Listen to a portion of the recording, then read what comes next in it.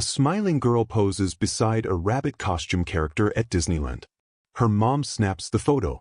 But in the time it takes to lower her camera, her daughter is gone. No scream. No trace. No rabbit.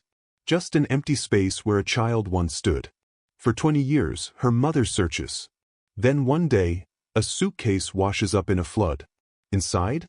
A faded blue dress and a rabbit head. What follows is a jaw-dropping rescue that sounds too perfect to be real. The legend begins on a perfect summer day in 1970. The Southern California sun was shining over Anaheim, and for Marilyn Halberg and her 8-year-old daughter, Charlotte, it was a special day. Once a month, right after Marilyn's paycheck came in, they'd make a pilgrimage to their favorite place in the world, Disneyland. Charlotte was a child who seemed made of pure sunlight. With bright blonde hair and a boundless sense of wonder, she carried her most prized possession everywhere, her mother's Polaroid camera. She loved documenting their trips, especially snapping photos with the costumed characters. Each picture was a perfect memory, captured in an instant. On this particular day, the park was buzzing with the sights and sounds of the 70s. The music of the Main Street Electrical Parade, the whistle of the steam train, the laughter of families. It was a sea of joyful chaos. For Marilyn, the real magic was just watching her daughter's face light up with every new discovery. As the afternoon sun began to dip, casting long shadows from Sleeping Beauty Castle, Charlotte spotted a character she hadn't gotten a picture with yet. It was a tall, white rabbit, looking a bit like the March Hare, waving from a less crowded walkway. Clutching her Polaroid, Charlotte begged her mom for one last photo. And of course, Marilyn said yes. She watched Charlotte stand there, beaming, next to the silent, smiling rabbit. Marilyn stepped back a few feet to get them both in the frame of her own camera. She raised it to her eye, focused, and clicked the shutter. In that split second, the moment her vision was narrowed to that tiny rectangle, everything changed. When she lowered the camera, the world she knew was gone. The spot where her daughter and the rabbit had been standing was empty. No scream, no struggle. Just gone. A cold wave of panic hit her. She called out, "Charlotte?" Her voice was thin, easily swallowed by the park's happy noise. She called again, louder, panic creeping in. "Charlotte!" Heads started to turn. The perfect day began to crack. Marilyn's calls became a desperate cry, cutting through the music and laughter as she pushed through the crowd, her eyes scanning everywhere. But it was as if her daughter had simply been erased, vanished into the cheerful, dense crowd. Within minutes, Disneyland security was there. The park's well-oiled machine for finding lost children kicked in. A description went out to all employees: 8 years old, blonde hair, a hand-sewn blue dress. But this wasn't a typical lost kid. The character was gone too. A quick check of the daily schedule showed that no March Hare character was supposed to be in that area at that time. As the hours dragged into a dreadful evening, the search grew. Park operations were quietly changed. Guests leaving were subtly watched. The search spread from public areas to the backstage corridors and tunnels hidden from view. The Anaheim police arrived, their serious faces a stark contrast to the fantasy world around them. They searched the park, questioning cast members and guests, but no one saw a thing. The man in the rabbit suit and the little girl beside him had vanished without a trace. That night was the beginning of Marilyn Halberg's 20-year hell. The happiest place on earth had become the scene of her worst nightmare, and the legend of the girl who disappeared at Disneyland was born. In the days that followed, the story was everywhere. Newspapers across the country ran headlines about the Disneyland vanishing. The photo Marilyn took, the last image of her smiling daughter, was on every TV screen. The public was horrified. How could a child just disappear from a place that felt so safe? The initial investigation was massive. Detectives chased down hundreds of leads, but each one was a dead end. Reported sightings across the state, and then the country, gave Marilyn a spark of hope, only for it to be extinguished time and time again. The man in the rabbit costume was never found. Disneyland confirmed the costume wasn't one of theirs, which pointed to a chilling conclusion: this was planned. Someone had used the park's atmosphere of trust as a weapon. As weeks turned into years, the case went cold. The media moved on. But for Marilyn Halberg, time stopped. Her life became the search. The story goes that she quit her job, unable to think of anything else. Her home became a command center, its walls covered with maps, notes, and the smiling face of Charlotte. She spent every dime she had on the search, hiring private investigators who found nothing new. She printed thousands of missing person flyers and drove to truck stops and bus stations, taping them to walls herself, begging strangers to just look at her daughter's face. The financial cost was crushing. She eventually lost the house, a place filled with too many painful memories anyway. She moved into a small, sterile apartment in Buena Park, hoping the ghosts of her past wouldn't follow. The emotional toll was far worse. For 20 years, Marilyn lived in a state of suspended grief. Every blonde girl she saw on the street made her heart stop. She was trapped in an endless loop of what-ifs, tortured by not knowing if Charlotte was alive or dead, safe or suffering. By 1990, the police had all but stopped calling. Detective Nolan Berea, the original investigator, was close to retirement but still checked in on Marilyn out of a sense of duty. The Charlotte Halberg file, thick with 2 decades of false hopes, was buried in the cold case archives. Marilyn was a ghost in her own life, a mother frozen in time on that single, horrible afternoon. The world had moved on, but she was still there, standing in the shadow of the castle, just waiting. Hope had dwindled to a faint ember she wasn't even sure she could protect anymore. For 2 decades, the case was a ghost story. Then, in the winter of 1990, nature threw a curveball. Southern California was hit with some of the worst flooding in decades. Rivers surged, and the landscape was torn apart by the water. As the floods receded, a farmer named James Beckett was checking the damage to his property near a dried-up sewer channel, not far from Disneyland. The flood had churned up years of buried debris. As he walked the muddy banks, he saw a flash of red. He dug around it with his hands and pulled out an old, small, red suitcase, its latches rusted shut. He managed to pry it open. What he saw inside sent a chill down his spine. It was a child's dress, blue, faded, and delicate. And folded beside it was a tattered, discolored rabbit costume. Knowing the local legend of the girl who vanished from the park, he called the police immediately. When Detective Nolan Berea got the call, he felt a jolt he hadn't felt in years. He drove to Marilyn's apartment, his heart pounding. He found her frail, worn down by 20 years of sorrow, and gently told her they'd found something. He drove her to the scene.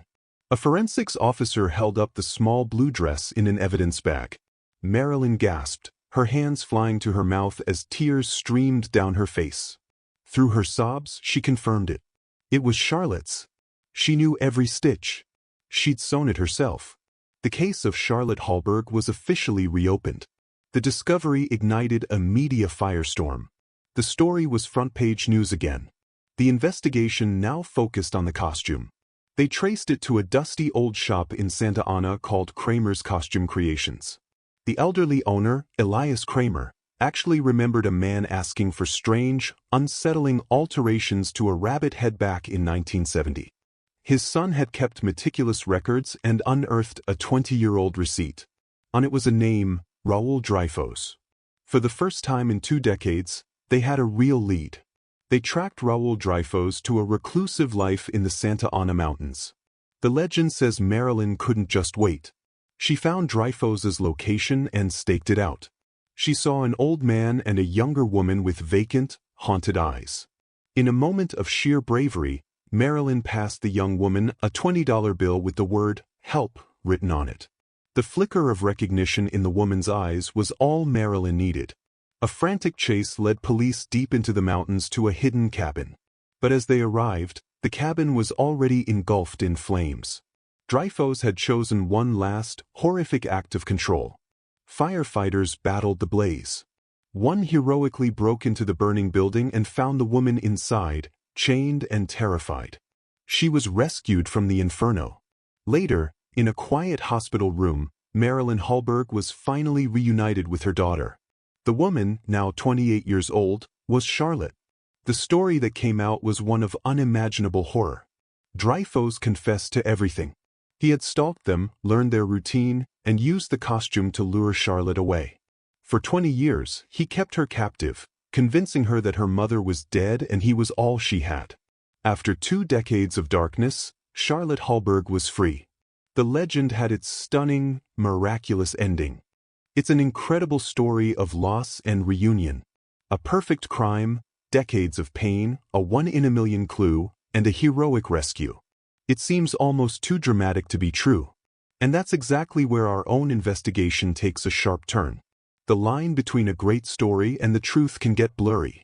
If you want to support deep dives that separate powerful fact from persistent fiction, hit that subscribe button and turn on notifications, because you won't want to miss what's coming next. The story you just heard, the entire, heartbreaking, triumphant story of Charlotte Halberg, her mother Marilyn, and her captor Raoul Dreyfus, is a masterpiece of storytelling. It's one of the most compelling true crime cases you'll ever hear. Except for one small detail. It's completely fake. None of it happened. There was no Charlotte Halberg who went missing from Disneyland in 1970. No Marilyn Halberg who searched for 20 years. No flood, no suitcase, no Raoul Dreyfus. The entire case, from start to finish, is a total fabrication. It's an urban legend, a digital ghost story that's been told so many times, in so many ways, that it's taken on the weight of truth. So, how do we know this for sure? First, there are no records. Despite the legend claiming widespread media coverage, there isn't a single credible news article from the Los Angeles Times, the Associated Press, or any major news network about this case from 1970 or 1990. A child abduction from Disneyland would have created a massive, easily searchable paper trail. It simply doesn't exist. On top of that, Disneyland officials and Anaheim law enforcement have been debunking this type of rumor for decades. Their position is clear and has never wavered. No child has ever been abducted from a Disneyland park in the US and not been recovered. While kids get temporarily separated from their families all the time, Disneyland's protocol for finding them is incredibly fast and effective. Most are reunited in minutes, not decades. There has never been a proven stranger abduction from inside Disneyland. The story of Charlotte Halberg appears to have started as a piece of creative writing, expertly designed to feel like a true crime thriller. It spread across the internet on forums and blogs and was turned into dramatic videos, often with no disclaimer that it was fiction. Each retelling made it seem more real until the line between story and history was completely erased for many. The tale is so effective because it taps into our deepest fears: losing a child, danger hiding in a place of safety, and a loved one suffering while you're helpless. It's powerful because it feels like it could be true. It plays on a parent's anxiety and a true crime fan's love of a good mystery with a clean ending. But in this case, the ending is just as fictional as the crime. The sad part is that the persistence of the Charlotte Halberg myth overshadows real, and often unsolved, tragedies. While a child has never been abducted from the park, that doesn't mean the Disney name is free from mystery and loss. The most heartbreaking real-life example is the case of Rebecca Corriam. In March 2011, Rebecca, a 24-year-old from Britain, was a youth worker on the Disney Wonder cruise ship. Early in the morning on March 22, off the coast of Mexico, Rebecca was seen on security footage in a crew area, having what looked like a very distressing phone call. A few hours later, she didn't show up for her shift. A search of the massive ship was launched, but Rebecca Corriam was gone. She has never been seen or heard from again. Unlike the Halberg legend, Rebecca's case is painfully real and tragically unresolved. There was no miraculous discovery years later. Her family has been sharply critical of the investigation, which was handled by police in the Bahamas, where the ship was registered. Disney's official theory is that she was swept overboard by a rogue wave, but her family has never believed that. Her disappearance is an open wound for her loved ones, a true mystery full of confusion, conflicting information, and the agonizing absence of answers. This is what a real tragedy looks like. It isn't a neat story with a villain and a cinematic rescue. It's messy, frustrating, and profoundly sad. By focusing on fictions like the Charlotte Halberg case, we risk sensationalizing tragedy and distracting from the real pain of families still waiting for answers. The legend of the girl who vanished from Disneyland is a powerful piece of modern folklore. It works as a cautionary tale, a ghost story perfectly built for our modern fears. It has survived not because it's true, but because it's a well-told story that speaks to our anxieties about keeping our children safe in a world where darkness can seem to hide in the brightest places. But the truth matters. The reality is that places like Disneyland have intense security protocols designed to prevent exactly this kind of story from ever becoming real. The truth is that while the world can be scary, this particular horror story is just that, a story. The legend of Charlotte Halberg feels real, but the truth, while far less dramatic, is both reassuring and more important. It's a good reminder for all of us. Before we share a story that seems too shocking to be true, it's worth taking a moment to check it out. Because behind every urban legend, there's a truth that deserves to be known. What do you think makes stories like this one so believable? Have you ever fallen for an urban legend that you later found out was false? Share your thoughts in the comments below. We read every one. And as always, thank you for watching.